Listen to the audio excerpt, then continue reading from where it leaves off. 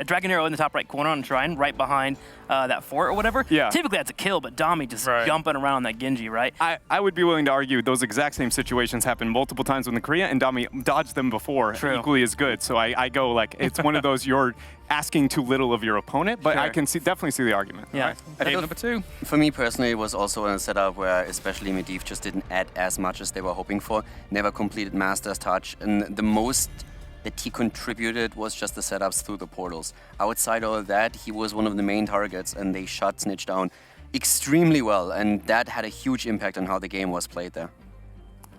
Well, game number 2. Let's move into it. Maiev instantly banned here for Dignitas, looking like they want to stay away from that hero. Will we get that Garrosh ban here from Tempest? Because we do know that Dignitas is willing to play the Garrosh. Another hero that we've obviously got to keep in mind with BOE is who wants to deal with the Hanzo. That's right. God, what an annoying booger. That's for sure. Hit 7, win rates. Never pick him. Thanks, Trick. You're welcome. Moving on.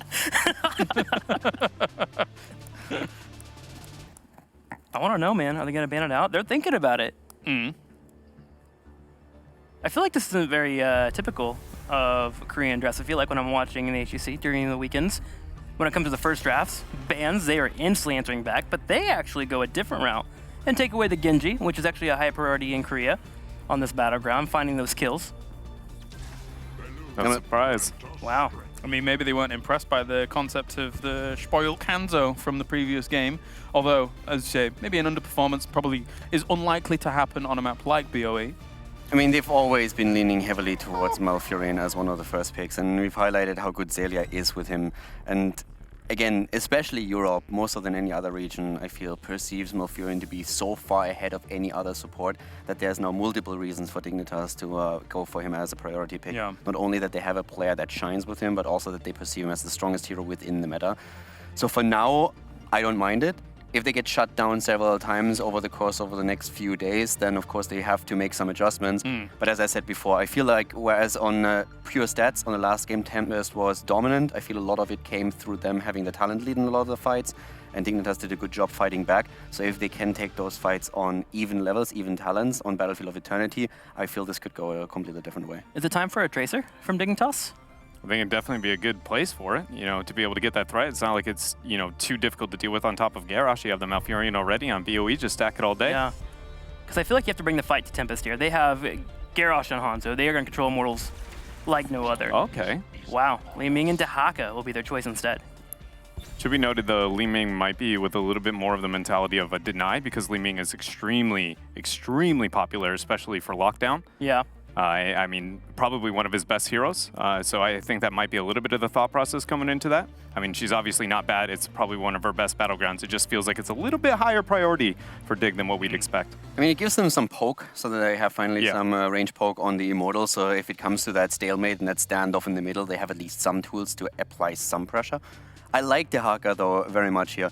We talked a lot about Malthael in the last game, and while it did actually, you could see the strategy and the idea behind it, especially into Uther just trading those cooldowns and trying to work on increasing that through the quest talent on 10. But I feel that Wooby has much more of an impact when he plays Dahaka and is able to run that hero. Has been pretty successful with him in the European scene too. And coming back to Tracer, I mean, Tempest agrees here. This is a hero that they definitely respect in the hands of Dignitas, and so therefore an immediate ban on the second. The Dahaka does scare me a little bit, even with like Wubby being such a strong player on that hero. I feel like Dahaka is so, I gotta hit this tongue when I brush talk in, and if I miss this, we've completely missed our opportunity. Everyone has to back up. I agree, but Wooby tends to hit he exactly does hit these the tongues. tongues. Right, exactly. That's the scale that I'm looking at. Okay, if he hits the tongues, I love it. If he misses the tongues, And don't forget, a lot of the strategies with Dahaka from a European perspective are usually trying to quickly hit 10 and then start a bit of a snowball where you keep the talent advantage. So I feel that's a huge part of what they're thinking here. And along that same line, though, yes, Wubby is able to do that, much like the same thought process of usually that Dragon Arrow connects. That's where I go, those type of small things are the same assumptions North America has made for a long while, and then it ends up struggling at the international stage. Like, you cannot make those same assumptions. And so I agree with you. I think it's a bit too late game oriented on a map that is, and not only a Korean favorite is selected by Tempest, and they already have the Hanzo race early game. I think it's a little intimidating. I was going to say, I think even if they wanted to go for the stall game and just go for experience, it's still difficult versus the Hanzo because of his range. Yeah, it feels like you actually just lose out on that trade. You're like, all right, well, we'll send Mortal for a wave. Cool. The silver lining there is that Li Ming is reasonable-ish poke in that Malfurion has the highest survivability into the Hanzo poke out of everybody else when that trade-off does happen. It's just the race potential is a bit lopsided in favor of Tempest. They're going to go with a Zeratul Uther. Huh. Good news for Zeratul. Bad news for Li Ming. Yeah, yeah, that's what I was going to go towards, but you did that much better than I would have, kiddos. And secondly, too, if they ever need to peel off in case they find a spot, okay, Dignitas is trying to come fight us, you sneak out Zeratul to the lane, clears out easily with that cleave, and then he's back right back into the team fight. Really fast clear here for Tempest. What I just absolutely love is that we already have these region clashes in drafts that we've been talking about for so long.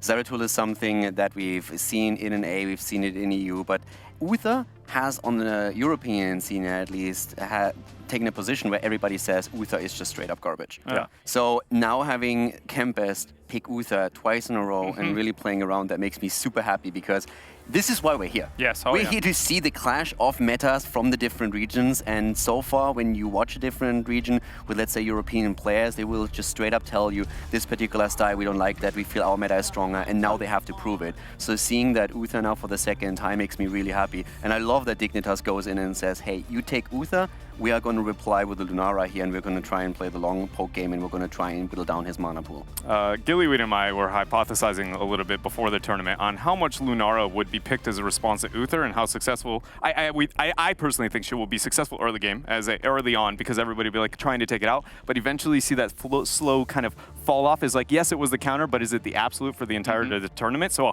I think it's really awesome that we're already getting the trade-off of here we got the Uther, here comes out the Lunara. I will say, most Lunaras is the response in the team fight. I'm a little bit hesitant, but because we're looking at BOE and her accent towards the map with the nature calling opportunities, it's a lot better than most Lunara pickups. Well, prior to the rework, I mean, poison was a problem for Uther, but as the game goes on longer, is it even more of a problem now with how the rework is connected with Lunara? To be honest, I haven't played enough Uther into Lunara as it currently stands. I mean, in theory, I would definitely hold that true. Yeah. I mean, I guess we'll be able to see if Dignitas is able to push it to the later levels here in this game. And then Junkrat is the last slot here for Tempest. I like Junkrat, brings a lot of control. One, for the Dahaka, when he brush suckers in, you immediately have the traps down, you have the mines as well. So when he comes in, you can make sure that drag does not connect with anyone, because immediately you know where he's at, and you might even land a trap on him. So good little pickup there, and of course, the poke, always great. I mean, arguably, you're saying, you know, if you do land the trap on him, oftentimes it's very predictable as to where he's going to be coming from. Yeah. Because there's only so many bushes near a fight where he could be emerging from. So potentially it can work fabulously. One of the things also that we have here is they really put all their cards into the Uther support on the side of Tempest, because oftentimes when you have a support that you question a little bit, there's still ways to mitigate that. Blaze, for example, has still a bunker set up. You can have other heroes that, I mean, Tyrael, for example, depending on the composition, has shields that he can throw out. So there are some things that you can use to mitigate that. That's one of the arguments that has been made with Stukov a lot, where they say, okay, you can't really just burst heal someone enough during the team fight, but if you have Blaze, then you have that added layer of defense. That doesn't exist for Tempest at all. There's also very little self-sustain on their side, so I feel with the poke through Li Ming and Lunara, that's pretty awesome. All right, well, I'm hearing word that the casters are ready, the game is ready as well, so let's head over to them for game number 2. Let's do it, Jay Howe. We have game number 2, and, well, like they said, the Uther can historically fairly weak against Lunara. Yeah, you know, and justifiably so. You get Splintered Spear at level 7, so we'll see how it goes there. All eyes will be on Snitch on that Lunara, but more importantly, Poik, you know, Dread pointed out, didn't have the best game on Hanzo. We'll see how he does this game. Got a lot of burst damage potential. The race of Dignitas looks pretty decent, as does the race of Tempest. It could be a pretty decent matchup there. I'm really looking forward to it. I mean, the Lunara rework, I think, has been nothing but a positive, and it's one of my favorite heroes. And, you know, going into this matchup, we'll see how it goes. The Zeratul, though, is really shaking this up. Tempest, they've come in with this mentality that they're looking to fight. You know, we saw the Junkrat over the Greymane. Going into an ETC, I think that makes a lot of sense. You get another Mosh Pit interrupt, potentially with that Concussion Mine. I was thinking, man, the way that they played in the first game, they might just go all in, but a little bit more well-rounded. But there's going to be a trap into a Concussion Mine, and JPL already having a little bit of issue on that front line against Tempest. Taking a lot of pings, so much poke potential from this Tempest lineup, which is going to be fantastic for them. However, wave clear seems to be a little bit of an issue for them. In the top lane, however, Zeratul versus Dahaka. Very interesting matchup. Zeratul, if he just plays safe and doesn't get tongued, he should have a pretty easy game. Yeah, I mean, obviously at level 4, you get the Rending Cleave, you get a little bit of bonus damage onto that, but this is a map that does not prioritize that solo lane as much. And right now, you know, Junkrat trying to deal with the push here. And Lunara at level 4. This is the patch where Nature's Calling is at 150%. This is before the minor nerf coming in. So a lot of potential race. It does take a little bit longer, but again, it is something to definitely consider. But they are walking forward and dominating this bottom lane. They really are. Like you said, even without Nature's Culling, that wave clear that they are showing here is absolutely forcing Tempest back. And that's with Junkrat, who's a very general AoE hero, and Hanzo, who isn't so good until later levels, or at least until he gets some other talents like the Explosive Arrow. But for now, they have lost the entire front wall, but they're still pretty safe in terms of kills. Yeah, it's really about level 4. I mean, Hanzo, he can get the Explosive Arrow, which on this map will not be that. It'll be the Scatter Arrow, but does give you more PvE damage. And then, you know, Zeratul up in the top lane helps. Junkrat can start stacking his Q. So it's weird that you normally think level 4 talents, are they really that impactful? Well, I can tell you right now, Tempest wish they had level 4 about a minute ago, because this bot lane was heavily sieged up. That wave clear would have been fantastic. We're actually seeing Uther, by the way, once again, still the Hammer of the Lightbringer against a Lunara, perhaps. An interesting talent choice, considering perhaps cooldown reduction on W build could have been okay, but once again, in that case, you do struggle a little bit in the team fights, considering the W build is a lot weaker than when it was at its highest usage. Right now, Li Ming and Lunara, they're showing the power of the race here as they have ripped through this Immortal. As they pointed out on the analysis desk, Hanzo really comes alive at level 7 when he gets the cooldown reduction. Every auto attack gives him cooldown reduction on his Scatter Arrow, and a Scatter Arrow is where his true damage lies. And I don't think they got a single point of damage. They did not, 50% to 100%, and finally they will start on their own side of Ultra. It looks like they have no intention of actually winning this. They're just going to burn down the shield as much as they safely can. Very sensible. Hanzo, you can see the value of Hanzo when that Scatter Arrow has landed, but still 50% mark here. Definitely in favor of Tempest as they'll move forward. Tempest definitely scales a lot better. Then you look at Lunara on the other side. Poison for Lunara, one of the highest scaling things in the game, Tetcher, will definitely have a major impact as this game goes on. Thus, once Poik is able to get some of his talents online, he's going to become even more deadly, especially if you count the displacement from what could be the Wave of Force. Disintegrate, though, also could help here. It lots even more damage over time to add on to the already damage over time of Lunara Poison. You know, my favorite thing that I've seen in the past was Radar, right? Radar sends out signals in a circle. It's like, look, I got to find out what's out there. So I've seen people do that in the past against the Zeratul. It's like, look, you know, is Zeratul here? Is he about to make a play? You just hit that Disintegrate, spin in a little bit of an area, maybe a full circle, reveal, and all's good. That J-How calling out Archon Pure Power for level 20. Awabi in a little bit of danger, able to back up. A good start by JPL, and Uther seriously separated from his team, and it looks like Tempest just let him go. Yeah, the setup there was perfect. The call out was perfect. Xaylia, instant follow-up on that as that went out. And then, of course, once you get Li Ming, you get that, hey, look, you're in a single position. I have you locked down for minimum 2 seconds. You're not making it out alive. And then also the follow-up damage. We also have the Vengeful Roots. So a little bit of everything went into that one to take down Uther.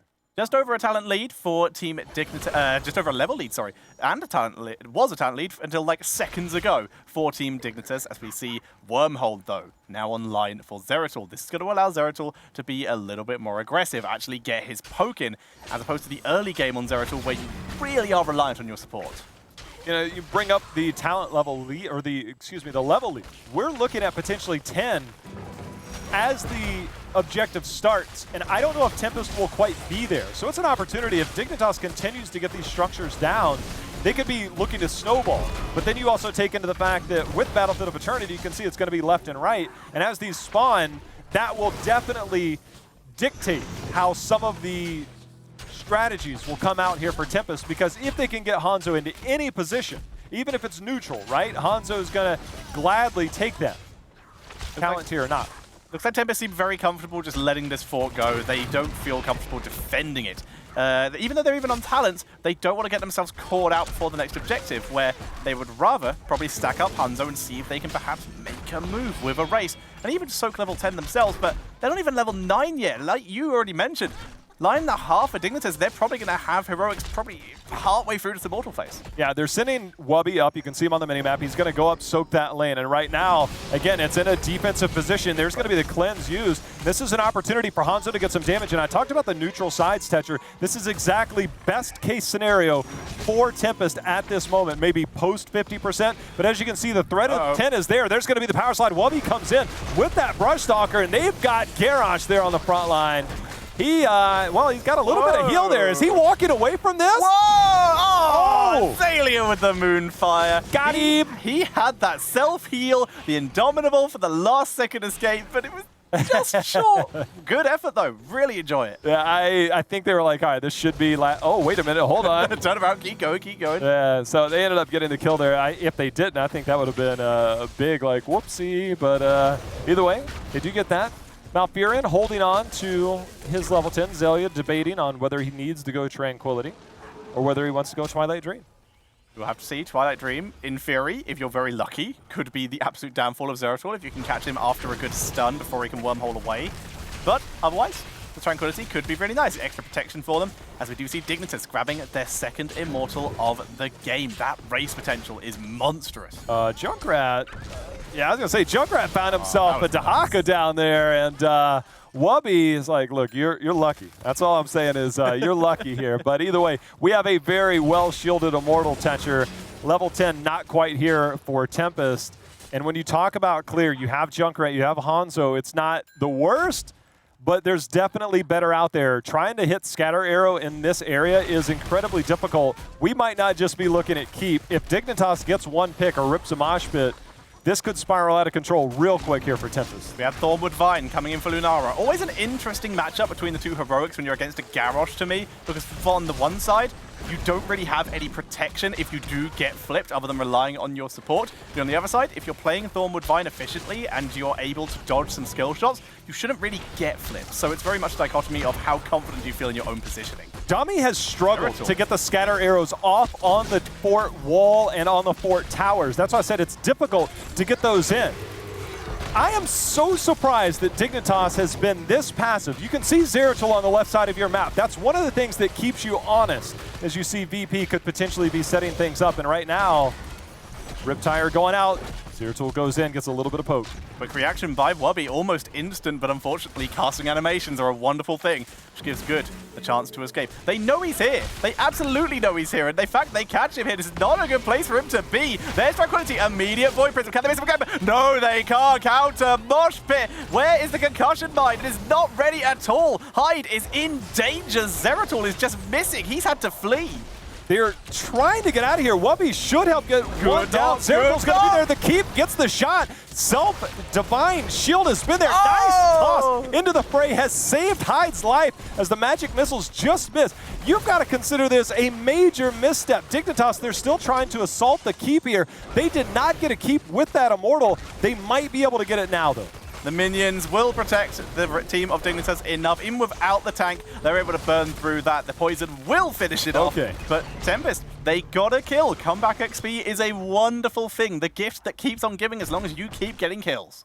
I will say they salvaged that, because walking away without a Keep there would have been so huge in this game. And Dignitas, as we saw last year, they know a thing or two about losing Keeps on this map. They had the epic comeback against Ballistics last year with the Li Ming as well, where they lost both Keeps and they came back and won the game. We've seen it before with Dignitas, but they were on the winning side of that game. So getting that Keep there, obviously Zeratul does have a little bit of wave clear, Junkrat as well. So if they do need to peel somebody off, they can deal with that. But we're talking double camps and catapults now in that bottom lane. Mortal spawning. Having to pull back away from the mercenary camp. There's now double mercenary camps in that bottom lane running against Tempest. Zeratul continuing to soak XP for his team as Tempest begin a long and safe rotation up to a defensible position. Very smart by them because VP has just come off cooldown. Zeratul, you can see him lurking on the left there. Snitch. He's going to put the whiffs down. You know he has eyes on Zeratul now. Lead out before Sentinel. Nicely done. I love Wubby right now is going to soft push this lane. It forces a response. It's going to force the halftime mark here. Nice dismount. Poik was not trying to poke for damage. A lot of, you'll see that in your Hero League games, like, oh, I'm going to land this skill shot. You're not killing anybody there. He was dismounting, buying his team more time for Dignitas. It's those small plays, Tetcher, that I absolutely love that we see pro players make, that it just differentiates the teams there. And right now, again, best case scenario here, if Hanzo can get some shots off to take this, is going to be the best way for them to try and salvage something of this objective phase. Yeah, once again, Tempest find that their biggest win is losing less as they take down as much shield on that Immortal as possible. They did also have a clean out most of bot lane, removed a lot of catapults. Only 2 catapults currently in that bot lane, one of them in a very easy to clear position, which means they will be able to commit almost the entirety of their efforts to top lane for this defense against the Immortal. You can see that camp was picked up as well. That every second, every square centimeter of space that you can buy here for Tempest is it just really didn't buy a whole lot there, but anything they can do to get any damage off of that Immortal, it just gives them an opportunity to come back. Comes the Immortal, already taking a lot of poke damage. Good job Hanzo there as Zeratul makes his way in. 2 catapults once again in this bot lane. Wobby coming in and he will get burst. That was beautiful. That is full poggers right there. You know, somebody mentioned that already as Dragon Arrow is going to go out and miss. I think right now they need to try and defend this keep, but they're looking for more fights. There's the BP, separate JBL. JBL being healed up by the Tranquility. Does hop into the BP, but he's going to be tossed back out. JBL's going to be there. Dami gets the natural agility over the wall there. Now they're trying to save the keep. Is it going to be too late? They got the 2 kills. The Immortal putting the damage out. Not enough there. Tempest holding that fight, but that concussion mine in the bush. I think Trixler was talking about that maybe, but pointing that out and then that taking place, and then Garrosh is like, hey, what if I toss you over as well? That's a top 3 play right there. That was really, really good and very good news for Tempest as they're able to move in and start to try and take some map pressure. Instead, Dami just eats a lot of poison as we see the rest of Dignitas able to pull back. Kiting with Lunara, a wonderful thing. Lunara actually, by the way, very lucky there. She almost got hit by the Riptide, which might have meant her death, but Zeratul dropped the VP and actually blocked the damage accidentally. So far, so good. Dignitas only 1 keep down, so close to getting that second, unable to do so. Would have given them ultimate control, but Tempest has found a way back into the game here. And it's very reminiscent of the first game. Tempest was able to hold on and ended up taking the last team fight and winning the game. Dignitas, however, they're on the other side of the table here. They've got a little bit of breathing room. The minions are pushed up. They're going to try and get some poke in here. 16 is close. They want this keep down. See how much they're willing to commit, Tetcher. Dig have all their forts. They have everyone alive now. They have everyone grouped up. They have a fort made out of paper mache, just ready for the taking. But they also have to be so careful because we've seen how badly this can go. They're not careful. Good is in position. Down finally goes the keep. That's all they really wanted, so they're able to back up. Lunara has multiple talents at level 16. You can get the extra range, you can get the auto attack speed that gives percentage-based damage, which we saw earlier against the Garrosh. This time we're going unfair advantage, which gives you bonus damage to those slowed and CC-affected heroes there to get that bonus damage in. And against an Uther, you get that Splintered Spear out and you start getting some slows in. Uther's going to have a much more difficult time. Oh, by the way, Poison still scaling. We also have, by the way, Face Smelt from ETC. More slows to add on to that. It's just all synergy together right now. Good news for Dignitas. But Tempest, guess what? They're going to hit 16, and this is definitely the best Immortal phase they've had so far in terms of race. It's comeback season. That's what Tempest is saying right now, and they have this. Let's see if they race this. Hanzo, getting the Scatter Arrow out, will be able to do this. The rest of the team hide very much on the front line. Look at the aggression from Sign on the left side of your screen here. Dangerous. He's looking to take it. This is dangerous. Toss in Lunar. There's a big group from the 3-man taunt. Zeratul comes in with the mosh pit for the counter. Can they get this to work? But no, EGC goes down. Divine Shield on Zeratul. And now it's just a matter of how many kills Tempest can get. Looking for Wobby. Good toss to prevent the drag. And Wobby goes down. The rest of the team comes to save him. Jayhow, it's... Point though. Let's see. Can Good try and make the play? He does. Zalia goes. So close. So close. Ice block was incredible. Absolutely game saving for Dignitas. If those last 2 heroes had gone down, this would have been disastrous in terms of the huge amount of XP Tempest would have got. Look, this is just a small piece of the puzzle right now for Tempest in their comeback. They lost that top keep eventually, and you can see they pinged that. They've got the camp for now. This will buy them some time. Somebody was able to just proc that. Dami's like, look, can somebody come over here? These guys hurt. I'm just a Hanzo. They're able to take down the fallen Shamans, but how about that play? In every lane, and that play was so good, but they can't capitalize. They're on cleanup duty, trying to get rid of all these catapults, Jay-How. They got the camp, but that's going to buy them a little bit of time. The shield, however, going to go down very rapidly here. The thing for Tempest, though, is they're now ahead in terms of experience, despite being down 2 keep. They're going to continue to try and push the advantage, but it's a long ways till 20 for both teams. Dignitas probably going to concede this fort. This does an incredible amount of damage, this Immortal does. But Tempest is doing all the right things. As that scatter arrow that hit Zelia was nice. But Sign on that play, I can't believe the incredible synergy. Because we had the Dragon Arrow to kind of set it up and all that. It's just Tempest is finding their way back into this game, and they're doing it in amazing fashion right now. Of course, the Garrosh flank. There's bravery from from Sign there to be able to make that kind of play was insane. We also saw there, by the way, Junkrat cleaning out the base and trying to rotate to his team just in case there was an engage by Dignitas, using great use of Ripper Air to rotate across the map as quick as possible. Shades of Arthalon on Sky Temple are ringing in my head as he just bounced around everywhere, except he was not necessarily running for his life. He was just like, look, I want to get there quicker. Right now, almost a full level lead here for Tempest after those big kills that they had in that last team fight has really given them an advantage. Wubby was contemplating that bottom camp. However, he's going to get some eyes on the rest of Tempest here. Wubby actually went up. It looked like they were trying to take a fight, and Junkrat wants none of it, Tetcher. Rare, good escapability. I would like to point out that if Tempest win this, they have pulled a reverse Dignitas. AK once again returning from no forts taken. They took down a fort a little bit earlier it's the with no clear keeps. Strategy, Tetcher. Yeah, if you want to win Battlefield of Eternity, you lose both keeps. I don't know why more people don't know this. I know, right? It's like people don't even understand the video game. But no, bad idea. As we see Junkrat sieging Dignitas, who are trying to pressure the core, trying to force Tempest to react and make a mistake. Junkrat, turns out, good zoning hero. The Wisp has spotted Sign, I believe. I don't think it has. Oh, it might have. Oh, over the wall, but it's not enough. He's too close to the escape route. With JPL able to get a good face melt. He gets out. Sneaky play, though. Sneaky play. Very cheeky. With VP available as well, if the rest of Dignitas have been grouped, that could have been an attempted kill. Well, right now, the camp at the bottom is going to deal with catapults for a moment. But right now, top, bottom, it looks like we're just going to have a race. Again, Tempest, they're close to 20. They're not quite there. There's not a lot of easy structure for them to get that. They are ahead.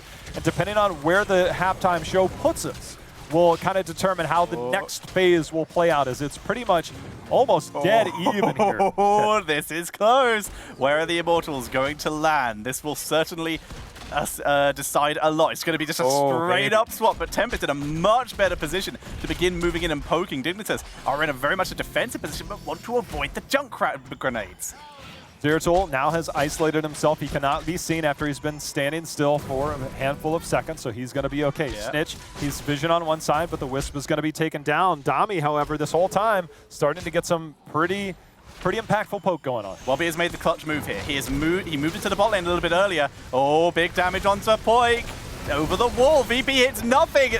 Neither does the Dragon Arrow, and now Uther is in trouble as Dignitas have been able to avoid all the engage of Tempest, but Tempest able to get a really solid disengage. But the fact is, this is such good news for Dignitas because Wubby, he cleaned out the Mercenary camp in the bot lane, which means catapult pressure is mounting as Tempest move back into poison damage immediately. Unfair advantage is really having a major impact here. Good, already had the Divine Shield used on him, has now taken even more damage, and now Dignitas starting to be the aggressor in these team fights. As you said, catapults are still in both lanes. Dignitas, they need to work towards this. You can see the Immortal health has been in favor of Tempest up until this point. Junkrat has now shown on the minimap to clear that, but Ripper Air gets him back in. Top lane will have, they are on a clock, but Tempest dangerously close to 20 as well. 3 catapults on the way in top lane. This is bad news. Tempest have to do something, but like you said, if they can get 20, if they can stop their core dying and stop Dignitas taking this Immortal, this could be the play. Good. Drops a lot of health, but puts huge pressure onto Poik. There's the Blink over the wall, keeping him safe, but Wubby and JPL chasing him down with that quick mount up, able to keep Good safe. All right, you can see Junkrat, he's using that Ripper Air, trying to get back. Multiple catapults have aggressed into that top lane. He's going to get that cleared up. You have the Junkrat. You can see the shields rapidly falling.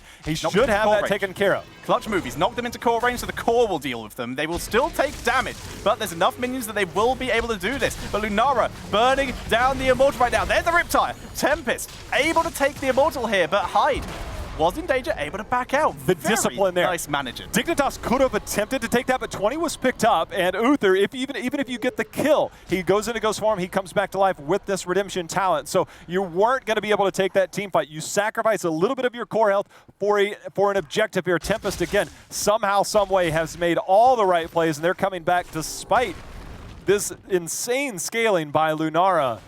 It's not added up yet. You talk about scaling. The cannonballs from Junkrat are now available. Zeratul with that extra healing on level 20 is now so insane. And guess what? You were talking about what's the biggest issue for Tempest? Clearing their lanes. Guess what? They have a global now. Hanzo with play of the game. See if he can make that play of the game. The Sonic Arrow goes out, reveals multiple members of Dignitas, which means that Junkrat knows he's a little bit safer in that bot lane. Dignitas, seeing if they can make the play. Tahaka. He was thinking about a sneaky backdoor, ported back to protect his team's base, and only the front wall's opened. Both keeps still alive for Dignitas. That's huge. The fact that they still have catapults, still have keeps available and catapults in those lanes, they're not neutralized. You're going to give up their camp. Not really that much. It just takes away more control that Dignitas could have going into the next objective. You buy yourself time, you buy yourself lane control, and you deny advantages to your opponent. Tempest still has a lot of work to do, but as this game goes on, it's going to be a lot easier to end if they can get one of those big team fights. A big chance, though. Level 20 advantage is gone. Dignitas have just picked up their own as well, except for ETC. He is being very patient. No, there he goes. He goes for Blink. No death metal delay, no Torbus. He's just all in on that pickup. Not waiting surprises me a little bit. Also, Lunara going full into that, amplifying that damage, intensifying Toxin, getting 40% more damage when you're at 3 stacks. This is basically we already saw. Build. Yeah, it is insane the amount of damage you can put out with poison. This is going to be good. This is going to be good. So it's basically cannonballs versus poison. Which is more efficient at ending a game? I don't know, but I like the fact that you posed that question. Hashtag cannonballs, hashtag poison. I just made that up. Good luck in production dealing with that. Well, we are seeing both teams once again continue to rotate as 5. No one wants to take the risk of moving alone yet. ETC, though, looking to see if he can catch someone as they rotate. Wisp gets cleared. One thing to keep in mind is Dignitas plays in the same region as Fnatic, and I've seen Fnatic just go straight backdoor if the game gets late enough. I don't know if this is the composition to pull that off, but every time I see an EU team playing, I think, man, this is a thing. Yeah, this is 100% possible. But right now, we have what is the most tense moment in all of Heroes of the Storm is when it is your side versus their side. Are you stepping forward? Am I stepping forward? Do you have more poke? Do I have more poke? We have Li Ming on one side, as well as the Thornwood Vines, but you got Hanzo on the other. So it's a very fun moment here. Is right now, Wubby showing on Tahaka in that top lane. Oh, wait a minute. They get him. There's the Riptide. Doesn't get too much damage. There's the Blink from JPL. So Dragon Arrow finds Zalia very separated as the Void Prism goes down. Can they pick it up? Good Divine Shield. Easy pickup on ETC. Tranquility gets nothing. Good is just tearing Dignitas apart. Oh my god, that level 16 with that bonus damage to multiple targets and that heal. He's able to stay in there and he gets those Qs off. That is insane. Also, there is camps still pushing top lane against Dignitas. There's going to be the self-cleanse, walking away. Catapults now on the core of Tempest one more time. That is multiple catapults that have to be dealt with. That's going to give Dignitas a small opportunity. But Dami here on Hanzo trying to put the damage onto the Immortal, trying to win another objective. Keep going to go down in that top lane, I believe momentarily on the side of Dignitas. Yeah, the Mercs will easily clear this up. Junkrat having to be the one to clean up bot lane due to the fact that Hanzo had already used Dragon Arrow. No play of the game global available. So it's up to that Ripper Air, which is still enough to help him rotate. Down goes the key. Top lane pressure is slightly eased up. Hyde moving forward to help out Good as Zalia takes a huge amount of damage. Good is committed. He gets ping-ponged around though, but the healing is good. Can Poik finish off Good? And Snitch goes down elsewhere as Tahaka will be taken out too, but Poik able to survive and not even getting the Zeratul. Sign has been MVP. Shades of the old former part of his first name back in the day. He has made so many plays in the late part of this game to turn it around. And now we are looking at 2 members still 30 to 40 plus seconds away on the side of Dignitas. A full Shield Immortal that's going to be here for Tempest. And only a keep stands in their way, and you can see ETC and Li Ming trying to get the kill. They're going to get a kill, but is it going to cost them? Does JPL have Blink? He might have already used it. He's moving back. They're just going to try and split by the looks of it. They're going to put the pressure onto the core. If this can delay enough for Lunara to clean up the Immortal, this could be absolutely worth. Boyk mounts up, tries to escape, uses the wave of force to try and get out and gets deleted. JPL, on the other hand, has escaped. Lunara still not even alive. Malfurion has just cleaned up the minion wave, so the catapult ETC's going to try and get the dismount. Look at the minimap. Look at the minimap. ETC's going to try to get the dismount, seeing if he can delay the inevitable. You talked about it. Lunara has the damage, but Ripper has put Lockdown in position. This Immortal is still very healthy. Half of his shield is still here. Snitch needs to put the damage on. This is very difficult to defend against. Dignitas trying to hold on for now. The Immortal starting to fall. Keep just now under assault, but this is 27 minutes in, and this Immortal is so strong. This delay was such a clutch move. This could be the saving play, but is it enough? The poison damage stacking up. Dragon Arrow, play of the game. Riptire is denied by the ice block as the keep goes down. Still half health on the Immortal. Moving forward. No mosh pit available. This is purely down to damage right now as JPL dodges the Immortal as it's gonna be burnt down. Zeratul is not here. He's still dead. Sign taunts a huge amount of the members. The Tranquility is keeping them alive as Wubby is burning down the Immortal with the help of Snitch. Down it goes. Can they finish the core, J-How? Right now, Hyde, he needs to be the first to die, but he doesn't want to. Lockdown, he's putting the pressure on the core. Uther has died. He will come back. He's putting out the heals. Lockdown needs to get into the position. But right now, the rest of Tempest is backed out. They cannot afford to wipe here. Lockdown has to get out of here. Hyde is there. Riptire, Ripper is going to get him out of there. Hyde, if he dies, it is okay, but Dignitas has held here in unbelievable circumstances, has held. Hyde, he just needs to die. He has no revive. He has no revive. He needs to die. They're not letting him though. Minions, help, please. Hyde finally goes down. That's a huge staggered death. Terrible news for Tempest. But Dahaka still 23 seconds out. It's something. They have a little bit of time to try and delay this. I cannot believe that Tempest did not full commit. I had shades of BlizzCon where Tempest was down 19-20 and just went in with Tassadar. They got 20 in the middle of it, ended up going Infinite Archon and just stayed there until it was game over. That Immortal hit so hard, I don't think that they predicted it would chunk out that much damage. And now Dignitas, they are forcing their way, pushing out the core. Right now, it's an even game. Darker Global. He's looks like he's not gonna commit to joining his team. He's gonna clean out top lane just to prevent the minions ending the game. So now it's purely a question. 4v4. How well can Tempest dissuade any kind of core attempt from Dignitas? And it looks like pretty well, as the next Immortal phase will be beginning shortly. This is insane. This is absolutely insane. Good coming in for the flank. He doesn't need to commit anything here. He has no Uther available. All heroics are available here for both teams. Catapults in both lanes. No team has the advantage. There's camps at top and bottom, but this is going to come down to the Immortal, and Dignitas has put themselves into position to get a monster lead in this race. Tempest just now coming over, but it will come down to a team fight. Make no mistake about it. First team to really take advantage of this will open this game up. And right now, Tempest, they've been winning these team fights late game. Right now, they're in position to defend. And this tense moment comes at us one more time, Tetcher. This is scary. Good is fully invisible. Do they know? They pinged. Oh, they know. They know. Good is out of there. None of that. Wubby, on the other hand, also in position, not invisible, but eats a Sonic Arrow. Vision is such a big deal in a position like this, where you need to know where your opponents are. This is why you actually see Wubby running away from at least a couple of his team members. Good. Repositions his invisibility. Riptire. I hear it somewhere. Unfortunately used, so not getting too much value. I think it just blew up on the Immortal. Okay. And again, Hanzo. We talked about this in the draft when we heard our panel. The Hanzo. Who wants to deal with the Hanzo? Dignitas was willing to concede it. And right now they're dealing with those effects. They're going to turn, try and send this to the halftime show. We'll see where the Immortal spawns after this kicks off. But Tempest managed to come back in that race. They have a small lead. I say small, but it's 7,000. But we're talking about 30 minutes into the game. It's got a huge health bar. Best case scenario for Tempest. They have such a good defensive position here, thanks to that Junkrat zoning potential. And of course the Garrosh making it so risky for Dig to move in. This is absolutely crazy for them right now as they begin to move forward. Dami needs to find a little bit of a position, see if he can get a couple shots. Around here is okay. You can bounce off that sidewall very slow to take down the Immortal, but his team does have the advantage in this positioning. Yeah, Junkrat right now is able to throw out those concussion mines, try and get dismounts. If you don't get them, you back off. Dami, he's going to continue to bounce in that. Scanner has the superior poke in this race. Right now, Dignitas has had a hard time initiating, had a hard time, and it's been a lot in favor of Good. On that Zeratul, he's been such a threat, and you can see on the minimap, Tetcher, he is coming around for the flank, looking for that fight. Riptire, remember, they have all sorts of engage, and they're going to see if they can find it. Looks like Riptide is going to be most used near Immortal. Good, gets some good damage. The VP on 2 members here. There's no follow-up at all. This is, if anything, just to make sure that Good can actually escape.